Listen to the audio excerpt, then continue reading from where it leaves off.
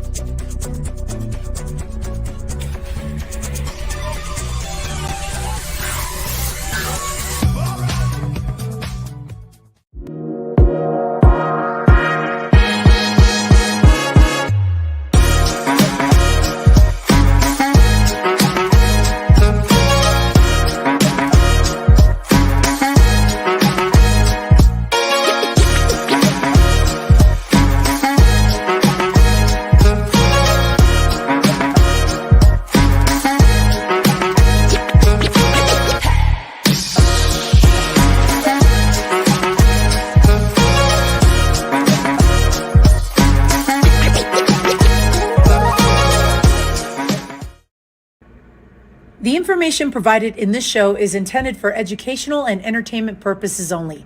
Viewers should use their own discretion and consult with a healthcare professional for personalized guidance and recommendations.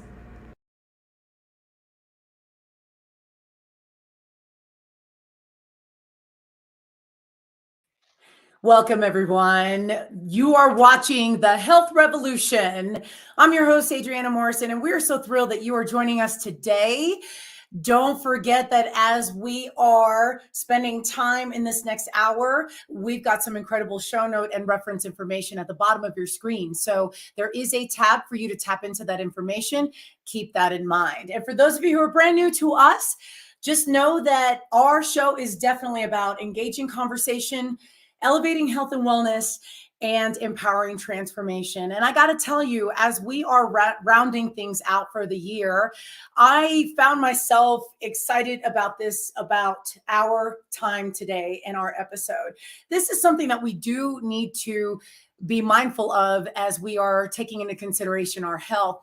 And as we're preparing for today's episode, and getting things were coming into fruition, I found myself as I was talking to my next guest, at first I was having some just mixed feelings about the different angles, just because of all that comes into consideration with the health and wellness. And yet what I found is as we were getting ready and I got to know my next guest, I found that he brings an incredible wealth of information. And what an amazing time to talk about the things that matter most in our health, and how we can come together and have a very thought-provoking conversation and some major takeaways. So you're going to want to listen to our episode and listen to what he has to say. But first, take a look at who he is. Check this out.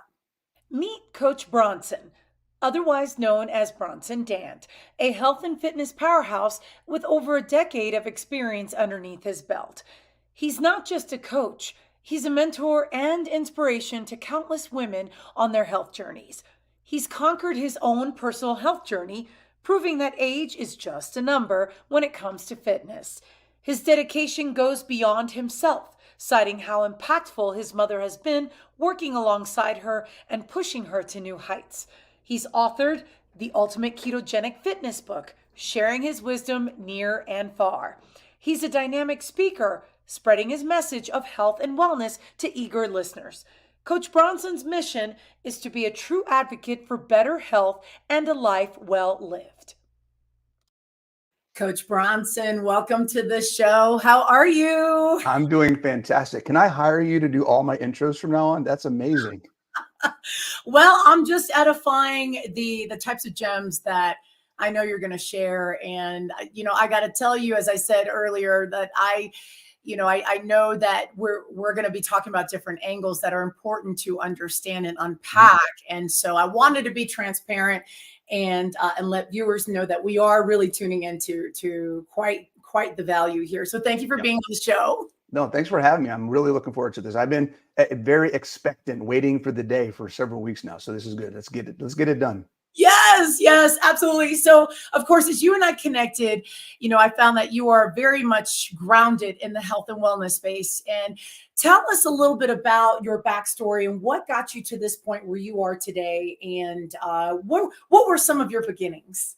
Yeah. So I'm grounded now, but that's definitely not how it always was. So I realized in my mid 30s that I was not l- living the lifestyle that I had in my head, the vision of who I thought I was. Right. So I joined the army out of high school. I was active. I was in shape. I was doing all these things. And then I got married, had kids, got a desk job. And, 60 pounds later, 70 pounds later, my daughter was in her early teens at the time, and she took a picture of me. Went to the beach. She took a picture. I saw that picture later on the day, and I was like, "Who is this guy?" I'm sitting on the beach. I look like a beach whale. I got man boobs. I got my gut hanging out over my shorts. I'm like, wait a second. That is not the reality that is the reality, but it's not the picture I had of who I was myself. So I was forced to take some kind of action because I couldn't live in that dissonance. There was something that I needed to change because it was either stay where I was and accept the reality or create a new reality. So I decided to create a new reality. And that has been really the kickoff ever since then. And that was, like I said, my mid 30s. I'm 51 years old now and lost 70 pounds, completely changed all aspects of health, fitness, mental awareness. There's just so many aspects to the journey that it's once you get started. I tell people this, um, your health journey has never stopped and it will never stop. There's just a level of where you are when you engage in it, right? That's So my health journey started when I was born. I didn't engage in the results of and the quality of the life that I was living until my mid 30s. And it's going to be an ongoing process until the day that I die. so when you were in your 30s, and was that an aha moment for you? Was that something that you knew that was in the back of your mind of I'm not feeling my best? And was Yes. that so you knew this was a time coming that Yeah, yeah. I think everyone knows whether you're willing to admit it and acknowledge how far things have gone off the rails until something happens. And for me, it was the visual. Everyone's got a different thing. Some people it's health. Some people it's a friend getting sick or having something happen to them or a family member. Some people it's just realizing and seeing that visual of where they are physically and recognizing like this isn't where I want to be. And that's what it was for me. It was a physical thing at first. It started with the physical. It started with and my mindset was always fitness first. It wasn't until several years after I got into a fitness routine and established a lot of good fitness lifestyle that I found how impactful nutrition was. And then it was years after that that I found how impactful mindset was. Like there was a whole bunch of steps in the process. But yeah, it was definitely an aha moment. It was that first straw, because there are several along the way. It was that first thing that made me say, something has to change. I need to start doing something different. And then trying to figure out what that first thing was going to be. What was it like at that time when you were making this decision? Was this something that your family, your inner circle, that they were doing along with you? Was it more of a wait and see approach? Did you feel like you were your own trailblazer? Yeah. What was the next couple of steps for you? I've always kind of been, I'm just going to do it. I don't care what other people think. Okay. So it was me. And I started on the fitness side of things. Like I said, there was a little bit of nutrition because there's some obvious things on the nutrition side that like, you know what, you just need to stop this. That's just ridiculous. Like, a basket of French fries for 2 meals a day, you know, and other things all the time. But the fitness thing really, I had established a habit of going to the gym as a social event without intention, without a plan. It was more, I checked the box. I was like, okay, I must be good. I wasn't making any progress. I wasn't getting anywhere. I didn't know where. I didn't have a specific target I was trying to shoot for other than show up. So that was the first thing. Okay, I need to find a program. I need to find something that I can follow that's going to get me a goal because I want to get ripped, right? That was the first goal. I want to get ripped. I don't want to look fat anymore. I don't want to look like this slob on the beach. I want to get ripped. So that was where I started. That led me down a whole rabbit hole of learning about what fitness actually was, learning what it actually meant to be physically functional, and then exposed me to some things. That's where I got introduced to CrossFit. That's where that whole rabbit hole got me into understanding what the purpose of fitness is when it comes to quality of life versus just trying to get ripped. So that's where I really started that switch. What did you notice in your transformation? So you mentioned that you lost 70 pounds. And how long of a time did it take you? 70 pounds, that took me, let's see, mid 30s, probably about 10 years. Because Okay. again, there was ups and downs. When I first got in shape, fitness wise, when my primary focus was fitness, I probably lost 40 to 50 pounds. And I got in really good shape and things were going fantastic. I'd gotten into CrossFit at the time. I became a coach for a CrossFit coach. I opened up a gym. I was doing things were fantastic. And then I started gaining weight again. I still had issues. We hadn't talked about the health issues. I had urgent bowels, IBS, a bunch of issues with that, acne, just a handful of things going on there. And it was like, okay, wait a second. I'm doing all this stuff to get in shape. I own a gym. I'm helping other people improve their health and fitness. And here I am again, a visual representation. We went to a pool party at one of my clients, my gym members' homes. They had a pool. Someone took a picture of me jumping off the diving board, and here I look like this giant balloon floating in the air. I'm like, wait a second, that's the same guy from 8-10 years ago. What's going on? This doesn't make any sense. And that's where I started looking, okay, there's got to be something else. What's the next step? That's where I started looking to nutrition, and then that's where I made that change. So the process for me was very much, and this is one of the messages I want to get across, was very much, if it's working, I'm going to keep doing it. If it's not working, I'm going to find something that will. And, I did a lot of things on the fitness side. I tried different programs. CrossFit for me was the one that everything fell into place. It had all of the aspects of things that I needed: the fitness, the coaching, the community, the challenge, the excitement, the enjoyment of going every day. It created sustainability. So it improved my habits overall. There's a lot of things about that really helped me see the success that I needed to get me to the next step. So you mentioned that there were some health issues along the way. Did you know at the time that maybe how you were navigating through with your health, that was being impacted by what you were doing? In other words, was it being directly affected, the intensity of some of your symptoms based on what your overall health was at the time? Or was this something that you tackled later on in your later on? Yeah, later on. Because initially, like I said, the initial process was about wanting to look good. Then it became wanting to perform well. And then once those things kind of took care of themselves, and I still wasn't really feeling good, I still wasn't really enjoying the quality of life that I thought I was supposed to have doing this fitness thing, it was like, okay, there's still something missing. I still have IBS. I still can't control when I'm going to the bathroom. My life, and I didn't lose 200 pounds. I didn't lose 100 pounds. Like, there's a lot of people that go through that journey.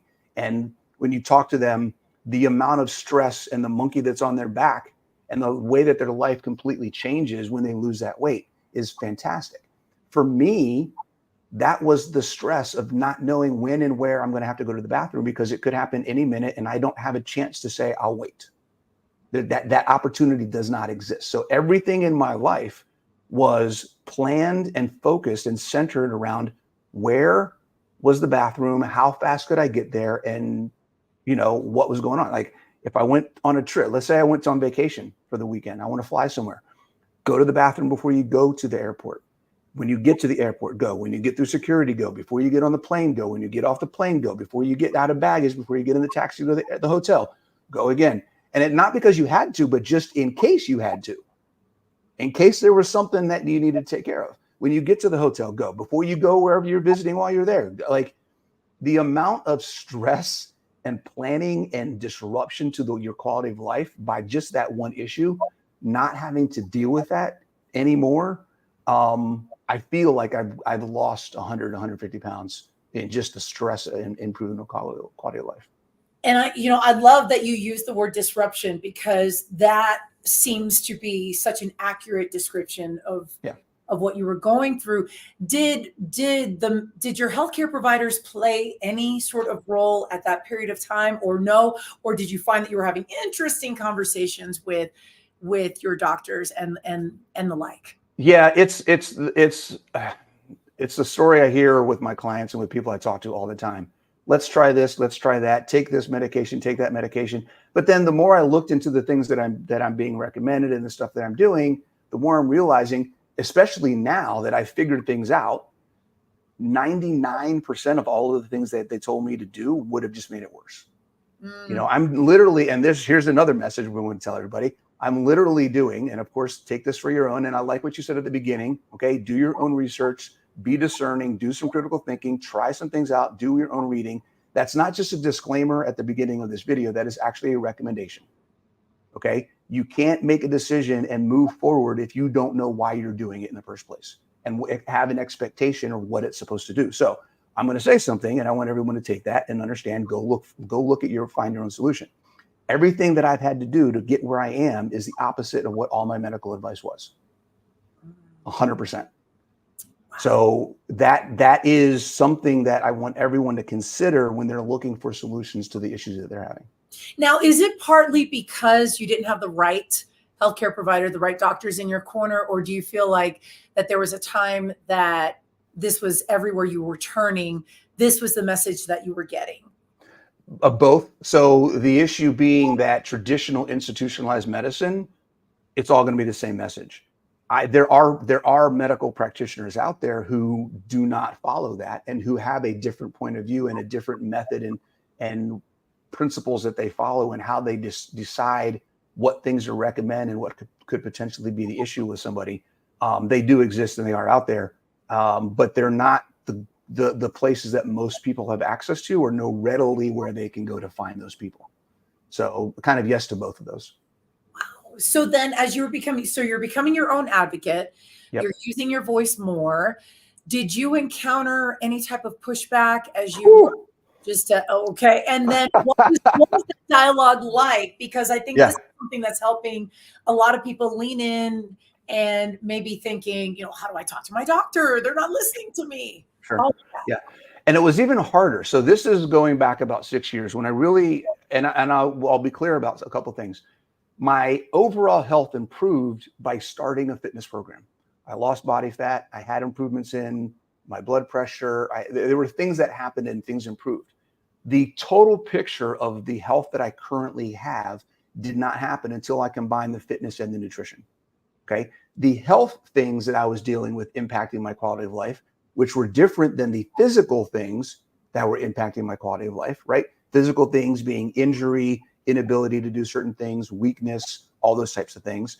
And then the health things being the IBS, the acne, the depression, things like that. Those health things didn't change until my nutrition changed. And I didn't get any blowback from anybody on the fitness side of things. It's when I started doing things differently on the nutrition side of things that everybody went, oh my God, you're crazy. You're going to die. Right? And you're going to kill people. So the blowback that I got, here's the blowback that I got. A couple things. I'll just say the biggest thing. I owned a gym at the time, right? I owned a CrossFit gym, had a bunch of different people that were members of the gym. I had people literally write me hate mail and quit their membership at the gym because I was sharing my experience following a carnivore diet. How it was working for me, what I was doing, what I was learning about how it was impacting me, and showing the results of not only my physical improvement, but also what was happening with my IBS, urge bowels, all these other things. Saying, look, this is working for me, guys. If anybody's interested, let's talk about it. Maybe there's something here for you as a tool. Okay. I had people literally email me, you're going to kill people. I'm leaving. Now, granted, just so everybody understands, I follow the carnivore diet. I've been doing it for over 6 years. Right? I love it. It's fantastic. Do I recommend it to everybody? Absolutely not. We can talk about those different things, but it's something that I personally enjoy, and I have absolutely, it's one of the best decisions I've made for myself. So the pushback has been very vocal. It is something that I deal with on a consistent basis, even now, because it's still a very controversial topic in the health and fitness space. Okay, because not only am I talking about eating animal-based when vegan is a big thing right now, not only am I talking about not needing to or having a requirement to eat carbs, which everybody's like, you have to have carbs to perform and build muscle. There's a lot of things about what I'm doing that are completely antithetic to what is the norm. And I think there's a place for all of it, and we can definitely talk about that. But it's a constant conversation. Yeah. So what I do appreciate is just how careful you are with the language and then the disclaimers that are structured around what you're saying. Because I think that in this space, I've been in the in the fitness space for quite some time. And I will say, I don't know if I ever told you as we were meeting before the show, but I had my aha moment. I was 50 pounds. I was over 50 pounds overweight. I was over 200 pounds for almost a decade. And then I had that aha moment getting ready to take a shower. And I took a glance at the side profile. And instead of getting depressed, I got mad. And then in that moment, it was me. I could not blame, complain, and explain anymore what was happening at the time. And so then that was that first turning point in my journey. So as you're describing what you were going through back then, in my mind, I'm like that, I resonate with that 100%. So we're going to take a commercial break. We will be right back here on The Health Revolution.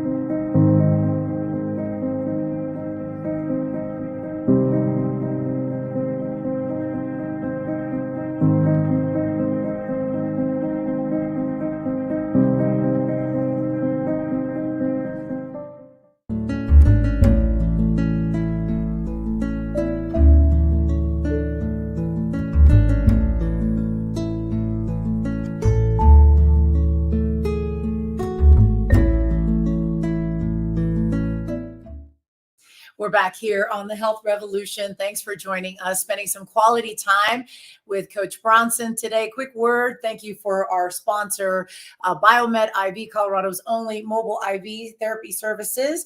And Coach Bronson, we were talking before, we were diving into and evolving into the topic of nutrition. So you shared with us your journey and how you got into a place where you were better advocate for your health. You were integrating nutrition. You noticed this was further elevating where you were physically and just overall speaking.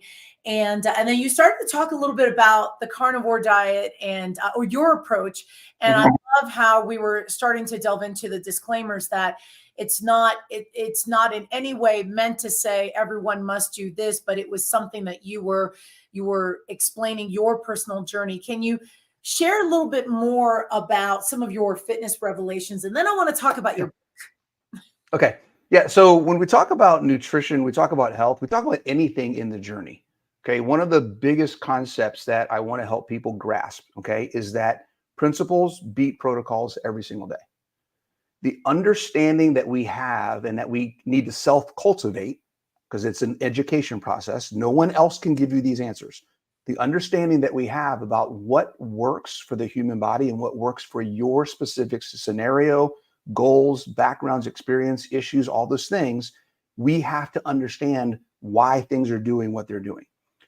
Your solution is going to be different than my solution, but the principles behind what works is going to be the same. The combination of the protocols that we individually put together is where the difference comes into play. So bioindividuality is a word that I hear a lot of times. And that doesn't mean that you're different than me. We're both humans. We both have the same biology. Okay. There are different epigenetic responses. There are different environments, different backgrounds, also all these different things. But The principles of how macronutrients work doesn't change, right? We all bleed red. If bioindividuality was a thing, I want to think about this. If bioindividuality was a thing in the way that a lot of people use it, modern medicine wouldn't work. Mm. Okay, so we're not all so inherently different that the solutions have to be inherently different.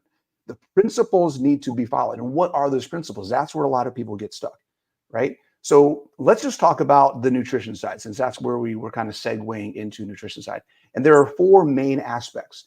The fourth aspect is consistent across anything that we talk about in health and fitness, but I'm going to throw it into the nutrition piece. The first thing we need to look at is nutrient density. Am I getting the nutrition, the vitamins, the macronutrients? Macronutrients are nutrition too. I need people to remember that, okay? And the minerals and all those other things that my body needs. Number two, is it bioavailable?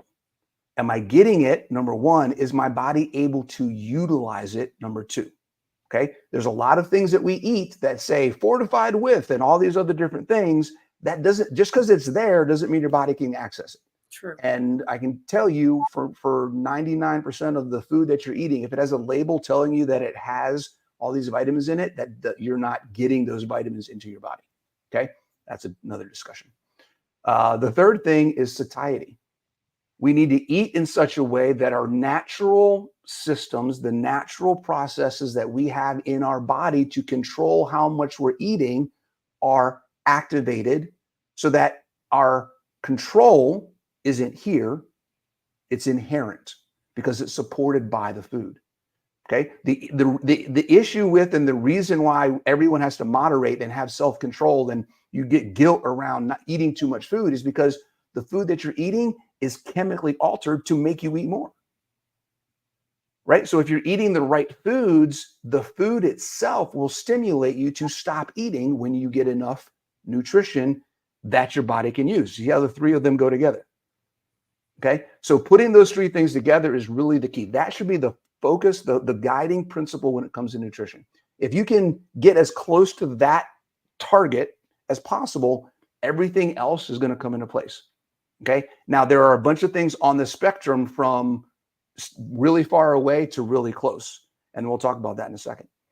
The Yes. fourth thing, good. No, please continue. Okay. The fourth thing that I'm going to add on to that is sustainability, because this is the piece that really gets into the individual aspect of applying the principle. The principles of nutrient density, bioavailability, and satiety are standard across the board. Everybody's got a different thing that will impact their ability to sustain some level of those three.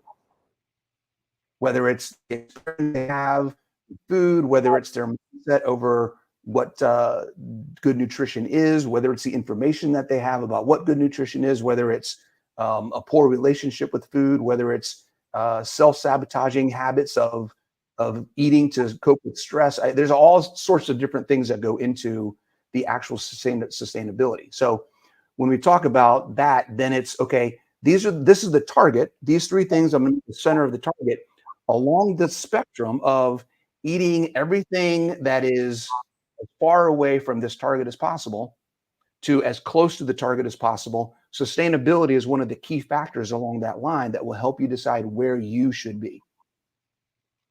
And you mentioned something that I actually want to tap into. It just really, it just really struck me when you talk about food labels, because obviously there is a role that the food industry plays.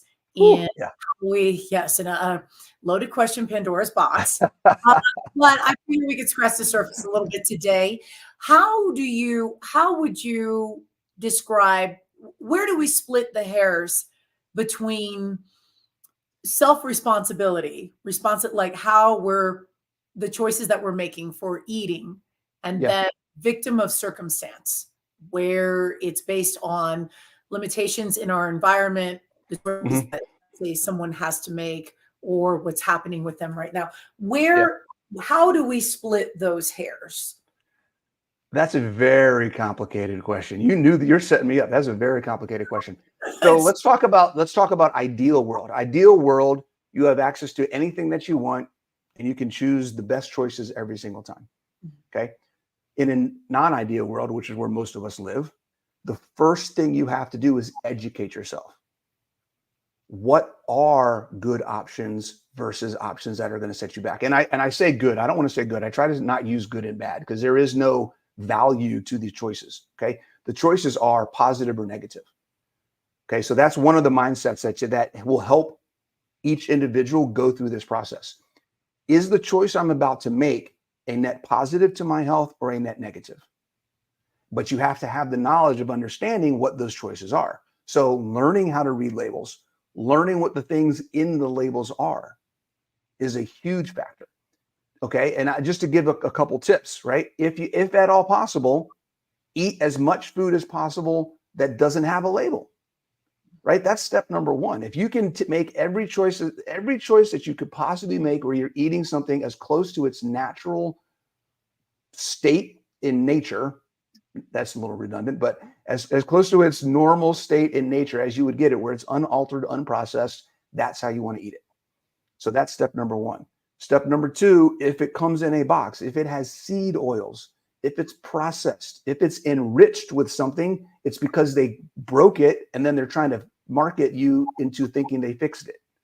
Okay. Enriched food isn't real food. So stay away from it. Eat real food. That's pretty much the easiest way to say that. Now, there's obviously a whole bunch of many layers of nuance in what people have is accessible to people. I would say for most people, there's a couple things that are missing in their diet. Okay. And the biggest one of them is animal-based meat.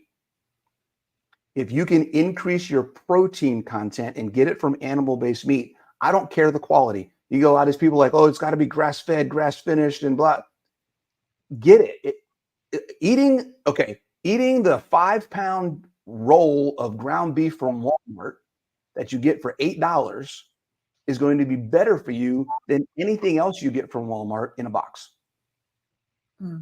Okay, I would rather have you eat that for a week than worry about, well, I wasn't able to get grass-fed beef, so I'm just going to go eat some pizza.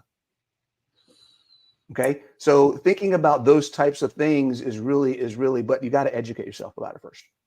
You know, I came across something the other day where the emphasis on this equally powerful of if the label is fighting to tell you how natural and great it is, it probably isn't. Yeah. And I had never thought about that before. This was quite recent.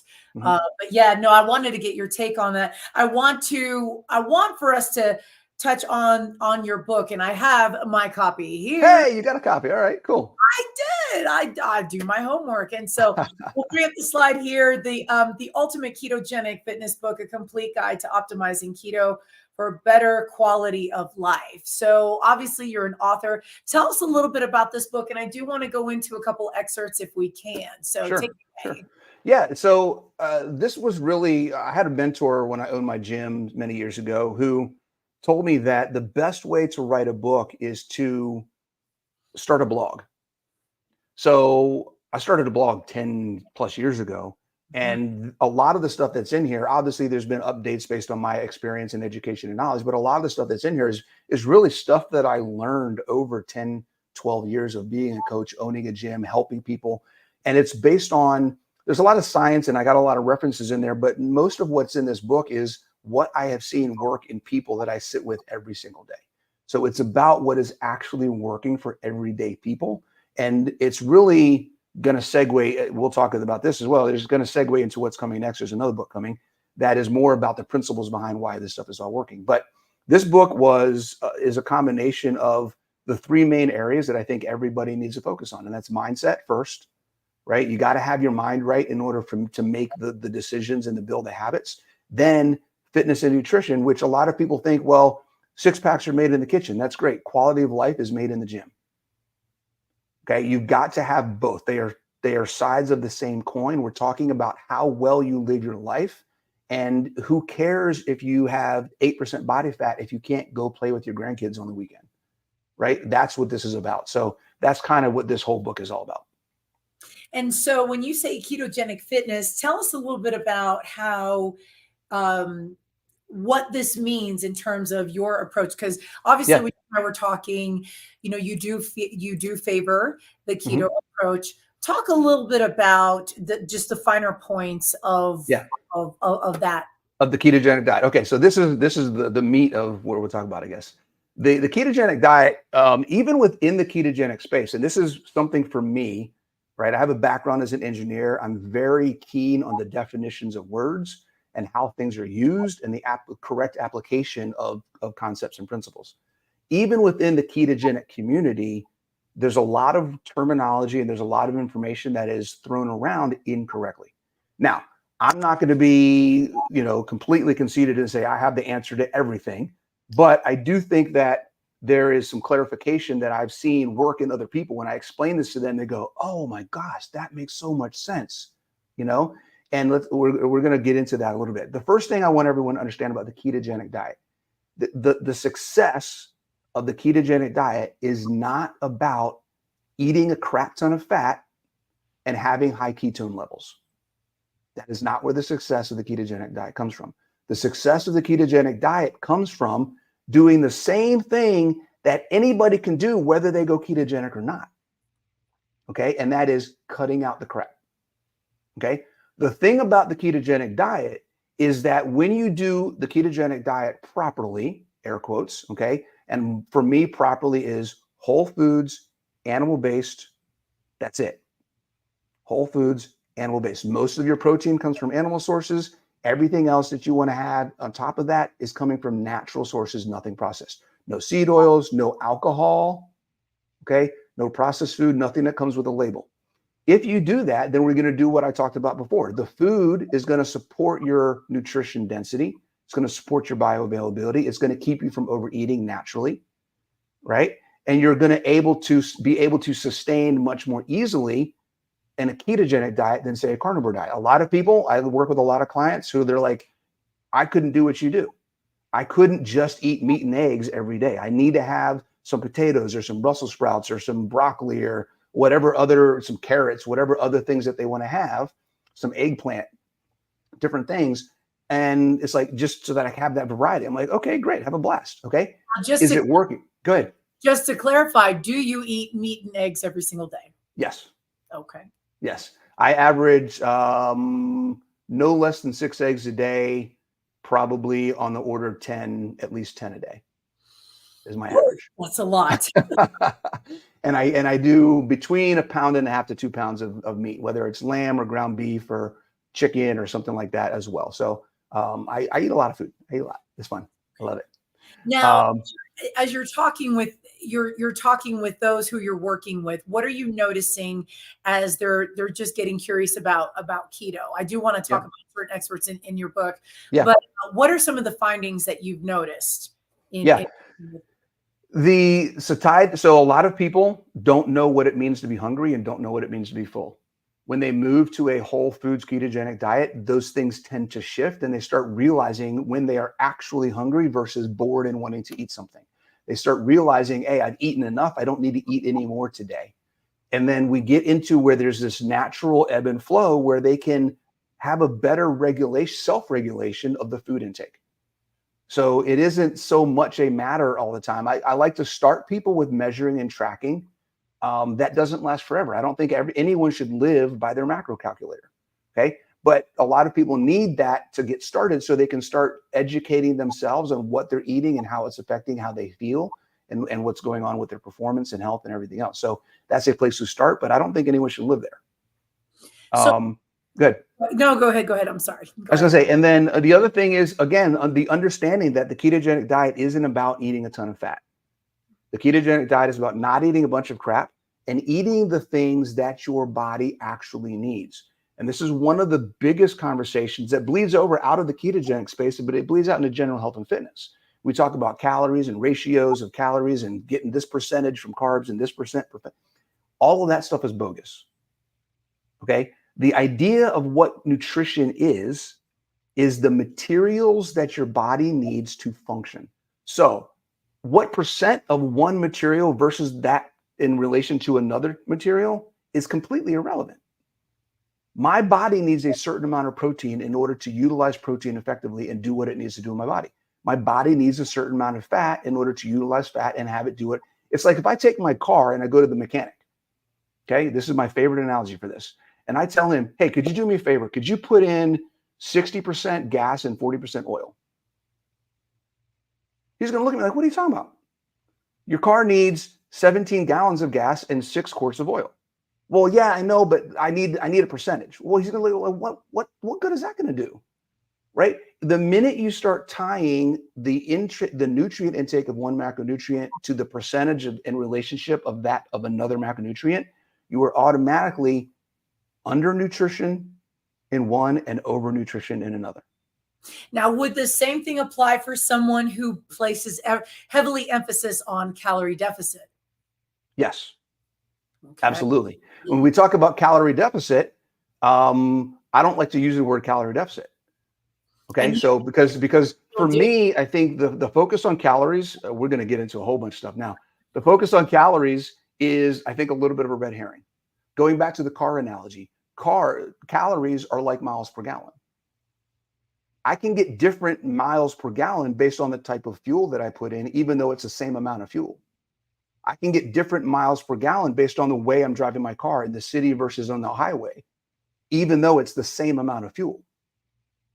Okay, so calories don't necessarily equate to efficiency or performance.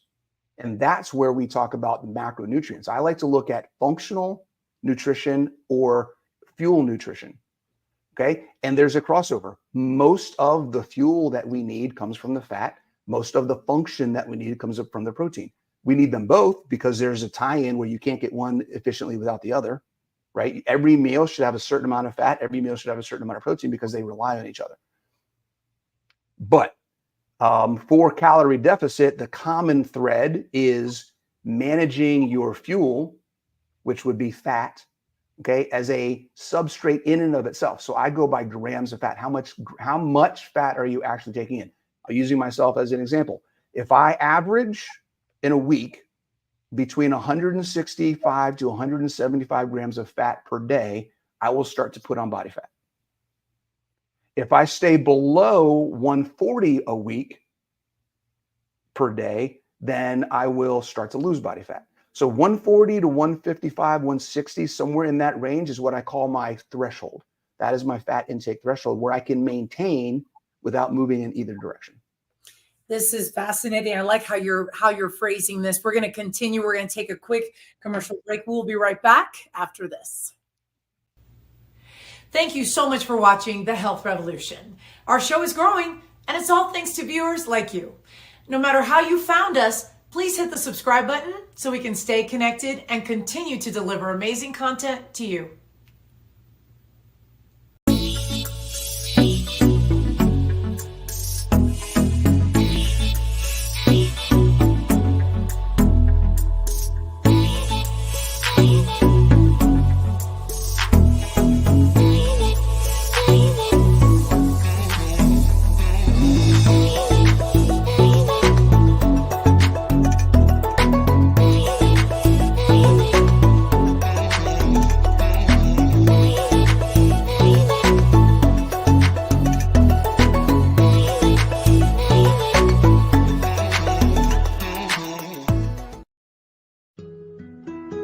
Life is so fragile, and we're constantly reminded just how fragile life can be, especially when we or a loved one is told we have cancer.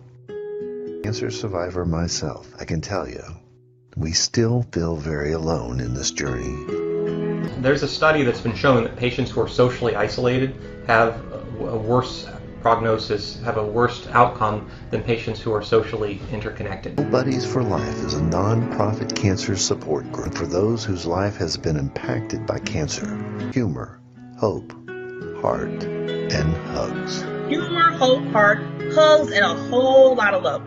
Share this with your friends and family and support this community in every way you can. No one should face cancer alone. I am a chemo buddy for life. We are a buddies network. No one does cancer alone. Be a buddy. And we are all here for you as a community of love. We are chemo buddies for life. And if you've heard 3 words, you have cancer, for yourself or someone else, you belong with us at Chemo Buddies for Life. Healing through connections.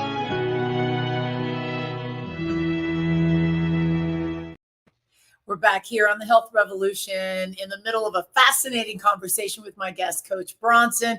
We've been going into a deep dive with nutrition, and it's getting good because now we're starting to peel some of the layers, no pun intended, of nutrition and the impact that it has. And I love how you're phrasing this because, and I do want you to add more context to a section in the book where I have his book here, The Ultimate Ketogenic Fitness Book, on page 64, when you say fat loss is dead. Can you speak a little bit about that, please? Yes, one of my favorite topics. Most people that contact me asking for help, the first thing that they ask for is, how can I lose weight? And I talk to them about that. We help set some goals, and we talk about moving in that direction. Throughout the process of me working with people, one of the things I try to explain is that weight is not your problem. Health is the problem. Weight is a symptom of being unhealthy. And then digging down into that, okay, there's two aspects we can talk about. One is the mindset and the mental perspective, and that is something in your life is limiting you. There's something in your life, in your quality of life, that isn't what you want it to be. Whether it's how you look, whether it's the things you can do, whether it's an illness or sickness, there's something that has been bugging you, whether it's for a day, 3 weeks, a month, 10 years, or something that you want to change. Based on a lot of the stuff in our environment, social media, society, all these things, we often attribute that to being overweight. So we look at weight as the solution. I have not met anybody who long-term improved their quality of life sustainably just by losing weight.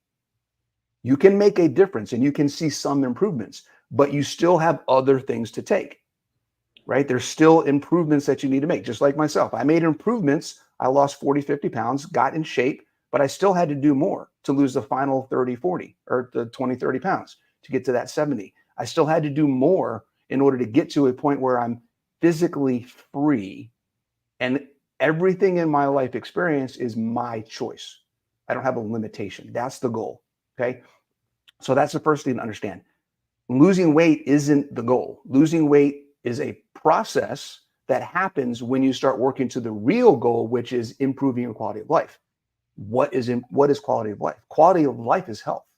Now, when we describe health, what are we talking about? We're talking about a spectrum, and this is one of my favorite topics, in that health and fitness are the same thing, right? If you look at blood pressure, muscle tone, high cholesterol, we look at hormone interactions and hormone performance, we look at all of the different things that any doctor may talk to you about with your health. If you improve your fitness, those things will get better too. If you change your nutrition to fix those things, your fitness will improve. Inflammation markers, strength, flexibility, performance, all of those things, they are all intertwined and intermixed. So doing things to improve your quality of life and changing your mindset to thinking, what can I do to get better, is going to open up a giant list of things that's going to do two things. You're never going to run out of something to work on. You will always have something that you can improve instead of just looking at the one thing on the scale saying, I'm not making any progress, I might as well give up today. If you're also looking at your body fat percentage, if you're also looking at how much lean mass you have, if you're also looking at, hey, am I getting stronger? Do I have aches and pains that are going away? Am I sleeping better? Right? We could go on and on and on about all the different things that impact quality of life, because that's what this is really about. When you get those things working, the weight, you eventually just forget about the weight. The weight doesn't even matter.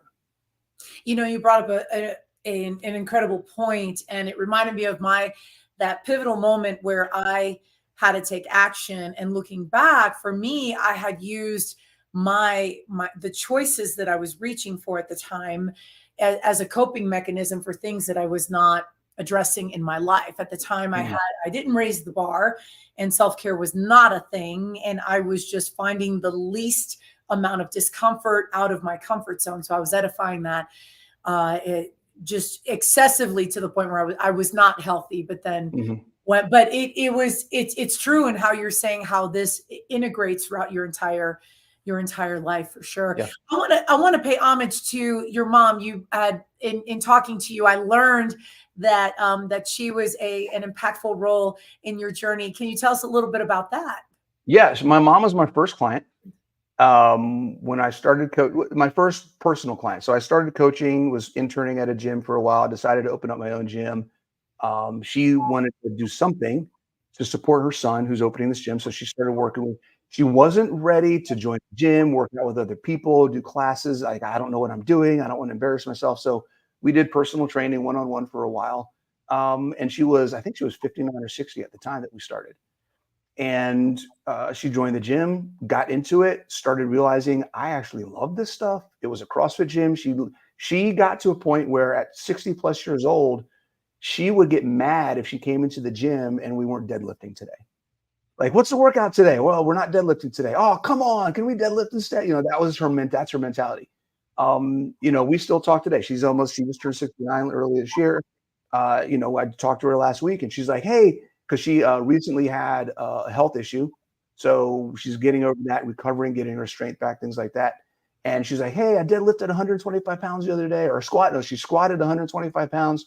I'm almost back to where I was. I'm like, that's fantastic. I love it. So the impact is, one, she's been my guinea pig this entire time. A lot of the things that I'm looking at trying to do, I went, hey, let's see if this works. How's this work? What's this doing for you? She's been perfectly willing to say, yeah, I'll give it a shot. No big deal. And see what happens. Number one. So that has been really good for me to have somebody in her demographic who's willing to say, yeah, let's try it. And if it works, then I start, okay, let's go to my other clients that are in this demographic and see if it's working for them too. And that's where a lot of stuff has come from. I don't know if you saw we did a case study a couple of years ago. We had 24 women over 45 who were peri and postmenopausal. Who followed a fitness program, followed a ketogenic diet, and we scaled their performance, their health, how well did their fitness improve, but we also scaled and tracked their symptoms of menopause and how their symptoms of menopause and the things they were dealing with in quality of life improved through that process as well. I did read some of that, so I appreciate you sharing that with me. Yes, yeah. Absolutely. So that's incredible. And a lot of that came from working with her. Oh, that's fantastic. Yeah. Fantastic. We're going to take a quick commercial break. We will be right back after this.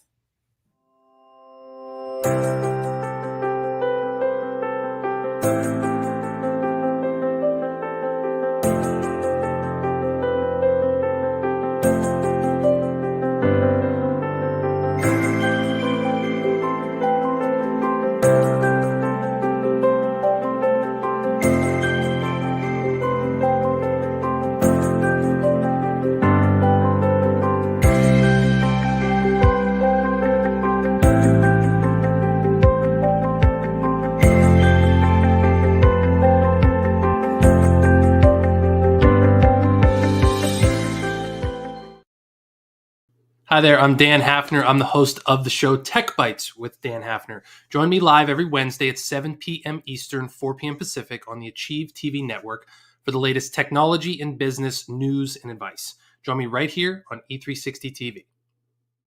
We're back here on the Health Revolution. Time is flying as I'm spending quality time with my guest, Coach Bronson, today. And of course, it is absolutely true that blinking and the hour is just rushing by. Yeah. And what I do want to pay homage to is I do want to recognize that you have had extensive experience in working with women. So that fascinated me with how your findings and what you're noticing, and what's the one thing surprising that maybe was a pleasant outcome, a surprising outcome for you that maybe a lot of people don't realize about women getting older and working on their health? Not surprising. It's more a validation of what I've seen as I do this, and that is society's expectation of what happens to women as they get older is completely backwards.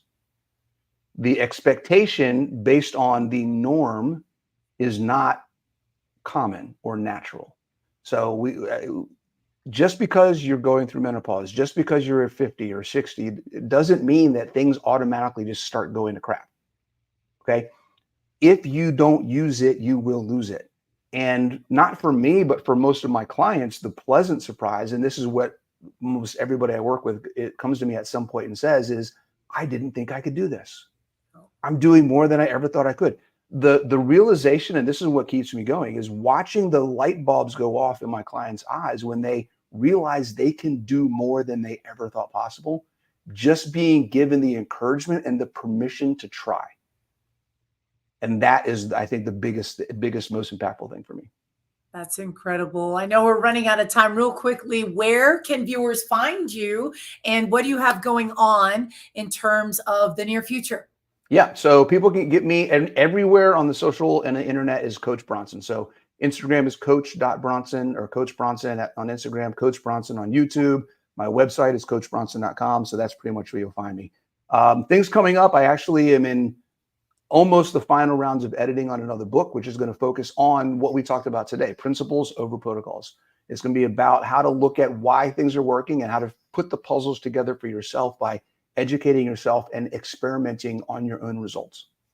Wow, that's incredible. And I got to tell you, from one health and fitness professional to another, I appreciate you being on the show and your input, the gems, your takeaways, all of that. Thank you so much for your time and your energy and your words. Much appreciated. Thank you very much for having me, and the same. You're doing a fantastic thing here. I'm glad to be part of it. Yes. And for all of our viewers tuning in, remember, don't forget, you can always tune into, you can touch base with us. Our website is www.thehealthrevolutiontv.com. And you can always subscribe to our newsletter, where you can tune in and find out upcoming information. If you have some show topics, ideas, things that you want us to touch on, please feel free to share your feedback. As always, we are on Tuesdays and Thursdays, 10 a.m. Pacific, 1 p.m. Eastern Standard Time, right here on the Achieve TV channel on E360 TV. And we are out of time. So until next time, thank you so much for tuning in and watching. Take care. We will see you soon.